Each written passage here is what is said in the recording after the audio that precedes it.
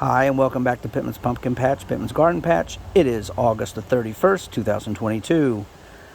And I thought I would talk to you guys about this contraption right here. This is called Dynatrap. All right, and it comes in a little bit of different models, and it has different colors and different acreage of cover. So this is the 1 acre model. I think it's the most that they make. And they have a ½ acre and I think a 1/4 acre. They might have a 3/4 of an acre coverage, but I'm not sure. But anyways, this contraption has made a big difference for my garden.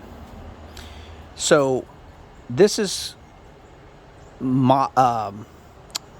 talked about as good for catching mosquitoes and things like that, and other bugs, right? So usually most people want to go for mosquitoes, which I do too. But I have discovered since last season, since the 2021 season, that this machine helps control a major pest for my pumpkins. And that is the moth. I didn't know for a few years that the moth was what was killing my pumpkins at the end. Usually I always had to fight against the squash bugs, the vine borers, and the cucumber beetles. Then, of course, I had to deal with Mother Nature and all those lovely diseases they like to put on my cucumber plants. Watermelon, squash, zucchini, pumpkins, that kind of stuff. But I've kind of stumbled across that this works really great for catching moths. Now, how do these moths kill my pumpkins, you might ask? Well, they lay their eggs on your pumpkins, and usually you can tell because there's a goopy, clear gel, sometimes maybe amber colored gel that's on your pumpkins. And that's, of course, to protect the egg and larva from birds and other things from getting to it. So the larva hatches out of the egg, drills into your pumpkins, and then feeds on the inside.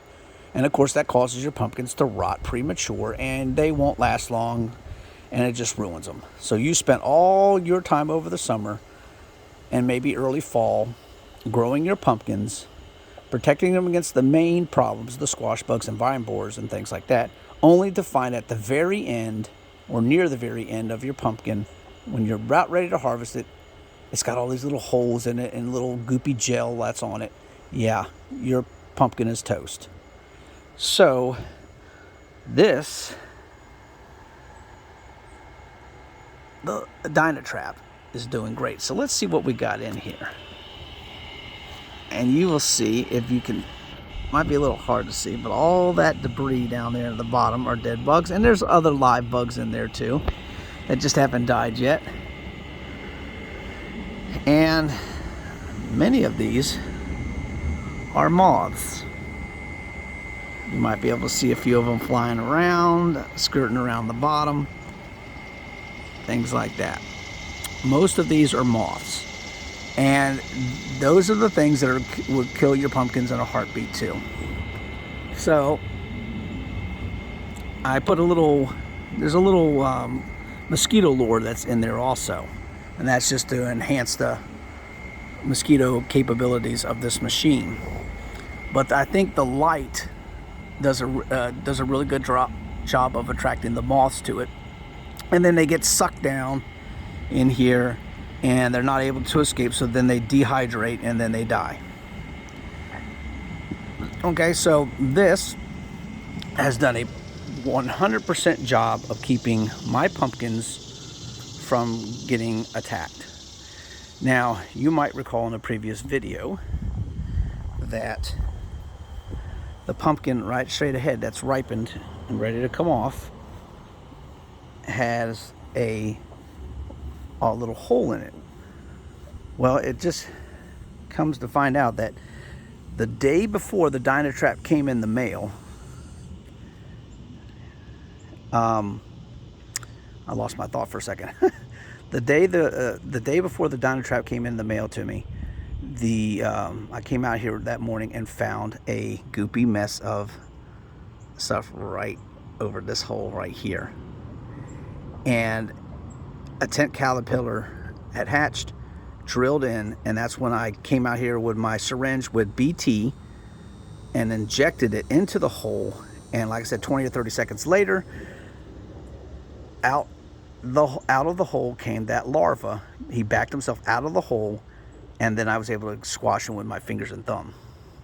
Okay, so I got lucky and then I put Vaseline over the hole to protect it from diseases and other insects or whatever trying to get inside of it. And so far so good. It has kept the pumpkin good and strong. I will know for sure how well it really worked once I harvest it, and then I will put it in the house and everything, and we'll see how long it lasts. But I do believe I got the only larva. Now then again, the Dynatrap came the next day, and I have not had one single issue with any of my pumpkins or squash getting attacked by the tent caterpillar moth. You can see there's the sweet dumpling back there getting its green striping. Right, these only grow to about a pound or two. And I think there is another one. Oh, let's see. There she is. Let's see, move some of these leaves. There it is, right back there. There's more of these growing. Now, as far as my other pumpkins are going, take a quick peek. I know I do have two other Howden pumpkins growing. I just gotta find them again. They grow in, they get camouflaged by all these leaves. Let's see, let's move. There's one of them, I see it. Right back in there. And now you might be saying, well, why aren't you putting the pumpkin hammock underneath these? Aren't you worried that they're going to fall? Well, yeah. Wow, look at the size of that one for a Howden pumpkin. Look at the size. There's the bottom down there, all the way up to the top. That's probably one of my biggest Howdens ever. So yeah, that makes me a little nervous that it could break off the stem. Now, I'm kind of taking a risk, and by not putting one on, I'm testing the strength of the vine and the stem to make sure that they stay connected. Now, I have this trellis system anchored in really good, and I've used screws, hooks, and my rubber coated, basically bread ties, if you will, you can see one of them right up in there, straight ahead. That green rubber thing is wrapped around the vine, and it's attached to the trellis. So that's helping to anchor everything down. But you still run the risk of the weight and gravity pulling this away and causing an issue. I'm experimenting to see if I no longer have to do that.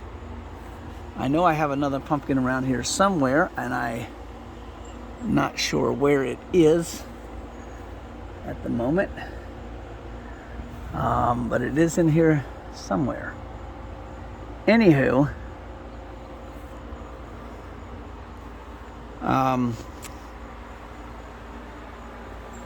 things are going good with all the pumpkins.